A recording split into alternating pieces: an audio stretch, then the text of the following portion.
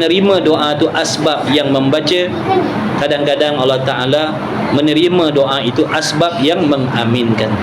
Jadi kita tak tahu jadi kita tak tahu doa siapa, amin siapa yang akan dikabul oleh Allah Subhanahu Wa Ta'ala. Tapi wajib kita bersangka baik. Setiap kali kita berdoa, wajib kita yakin dalam hati kita bahawasanya doa kita pasti dikabul oleh Allah Subhanahu Wa Ta'ala, insya-Allah. Bismillahirrahmanirrahim. Alhamdulillahirabbil alamin, wassalatu wassalamu ala Rasulillah wa ala alihi. Allahumma shalli ala sayyidina Muhammad wa ala ali sayyidina Muhammad kama shallaita ala sayyidina Ibrahim wa ala ali sayyidina Ibrahim wa barik ala sayyidina Muhammad wa ala ali sayyidina Muhammad kama barakta ala sayyidina Ibrahim wa ala ali sayyidina Ibrahim fil alamin innaka Hamidum Majid. Subhanaka la nuhsi thana'an 'alaika anta kama athnaita ala nafsik falakal hamdu qabla ridha wa lakal hamdu ba'dahu idza radita 'anna da'iman abada. Allahumma awsil thawaba ma qara'nahu wa barakata ma talawnahu wa sallayna 'ala nabiyyika sayyidina maulana Muhammad sallallahu alaihi wasallam wa ma halalnahu wa kabbarnahu hadiyatan wa rahmatan minka nazilatan nuqaddimuha wa nuhdiha ila hadratin nabiy sallallahu alaihi wasallam ziyadatan fi syarfil 'azam thumma ila arwahi abaihi wa ikhwanihi minan nabiyyin wal mursalin wal malaikatil muqarrabin wal karubin thumma ila anbiya'i wal awliya'i wash syuhada'i was salihin wal ulama'il 'amilin thumma ila arwahil arba'atil a'immatil mujtahidin la siyama imam Syafi'i wa muqallidin fid din thumma ila al habaib rijalil ghaib ahli an-nawbah fi kulli makan fi kulli zaman thumma ila ruhi al-marhum ahli al-ma'la wa shubaikati wal baqi' wa jami'i arwahi ahli al-qubur min al-muslimin wal muslimat wal mu'minin wal mu'minat khususan ila ruhi al-marhum Baci bin Wahab Mukhtar bin Baci Kasim bin Ujang Fatimah binti Abdul Hamid Haji Abdul Hamid Ni'mat Hajah Putih binti Baci Nur Rahman Adil bin Usman Nur Rahman Sahak bin Kidun Zali bin Ali Abdul Rashid bin Alisdul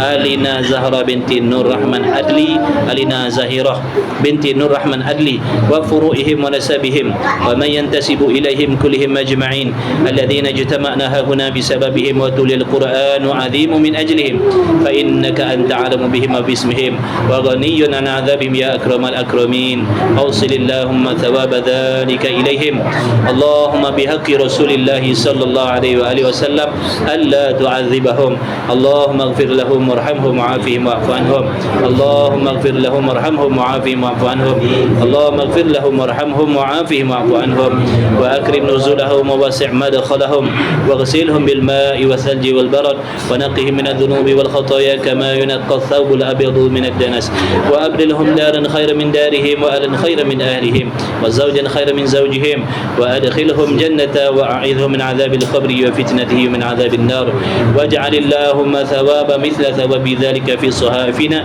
wa walidina wa masyayikhina wa man hadarana wa man ghaba 'anna min al-muslimin ajma'ina bi rahmatika ya arhamar rahimin ya arhamar rahimin irhamna ya arhamar rahimin irhamna ya arhamar rahimin irhamna Allahumma sallimna wa sallim dinana wa sallim tauhidana wa sallim ma'rifatana wa sallim arwahana wa sallim ajsadana wa sallim kulla shay'in a'taytana Allahumma jammilna bil afiyati was salamah wa haqiqna bit taqwa wal istiqamah wa a'idhna min mujibatin nadamati fil hal wal mal innaka antas sami'ud du'a Allahumma waffiqna li ta'atika wa tarkil ma'asi zahira wa batina wa tammim taqsirana wa taqabbal a'malana bi rahmatika ya arhamar rahimin ihdinas siratal mustaqim siratal ladzina an'amta 'alaihim minan nabiyyin was-siddiqin wasyuhada'i was-salihin wa hasuna ulaika rafiqa Allahumma rabbana hab lana min azwajina wa dhurriyyatina qurrata a'yunin waj'alna lil muttaqina imama Rabbana zalamna anfusana wa illam taghfir lana wa tarhamna lanakunanna minal khasirin Rabbana zalamna anfusana wa illam taghfir lana wa tarhamna lanakunanna minal khasirin Rabbana zalamna anfusana wa illam taghfir lana wa tarhamna lanakunanna minal khasirin Rabbana atina fid dunya hasanatan wa fil akhirati hasanatan wa qina adzaban nar wa adkhilna al jannata ma'al abrar bighairi hisab wa bijahi Rasulillah sallallahu alaihi wasallam Rabbana taqabbal minna ya Allah innaka antas samiul alim wa tub alaina ya Allah ya maulana innaka antat tawwabur rahim wa sallallahu ala sayyidina Muhammad wa ala alihi wa sahbihi wa barik wa sallam walhamdulillahi rabbil alamin amin amin ya rabbal alamin taqabbalallahu minni wa minkum minna wa minkum taqabbal ya karim jazakumullahu bima a'taitum Alhamdulillah. Masih sahabat yang turut serta dalam kelas pengajian tadi, yang sama-sama bertahlil tadi, yang sama-sama mendoakan, yang sama-sama mengaminkan, jazakumullahu khairal jaza. Terima kasih insya-Allah. Nanti pukul 11 ada kelas lagi pukul 11 insya-Allah. Pukul 11 ada satu kuliah lagi insya-Allah. Jazakumullah, ni putri 2, subhanallah. Jazakumullahu khairal jaza. Semalam ada kawan kita ni di TikTok ni, sahabat-sahabat kita yang sama-sama selalu ikut kelas. Malam tadi ibunya, kata silap, ibunya meninggal dunia malam tadi. Jadi kita dah masukkan sekali dalam doa-doa. Begitulah juga almarhumah daripada ahli keluarga, kawan-kawan semua, kenalan semua kita niatkan untuk semua insya-Allah. Mudah-mudahan dengan rahmat Allah, dengan berkat Nabi kita Muhammad sallallahu alaihi wasallam, Allah Taala terima insya-Allah. Saya mengharapkan amin. Saya mengharapkan amin daripada kalian. Kerana kalian ni orang-orang pilihan Allah, insan-insan pilihan Allah, insan terpilih. Jadi saya harapkan doa amin daripada kalian. Insya-Allah nanti pukul 11 kita jumpa lagi insya-Allah lah. Yang berkelapangan nanti boleh hadir kembali lah nanti pukul 11. Pukul 11 insya-Allah. Terima kasih. Okey, saya nak end live sekejap. Nak minum sekejap. Nanti jumpa lagi insya-Allah pukul 11. Terima kasih semua. Jazakumullahu khairan jaza. Barakallahu fiikum. Jumpa lagi insya-Allah. Yang tap skrin, yang share live, terima kasih. Yang ada kongsi rezeki, jazakumullahu khairan jaza. Terima kasih. Moga Allah Subhanahu wa taala membalas semua kebajikan daripada kawan-kawan semua insya-Allah. Terima kasih. Assalamualaikum warahmatullahi wabarakatuh. Nanti jumpa lagi. Kak Na semua. Raditu billahi rabban. Amin ya rabb. Alhamdulillah. Terima kasih putri 2, terima kasih. Kawan-kawan semua, terima kasih. Ya Rabbi bil Mustafa.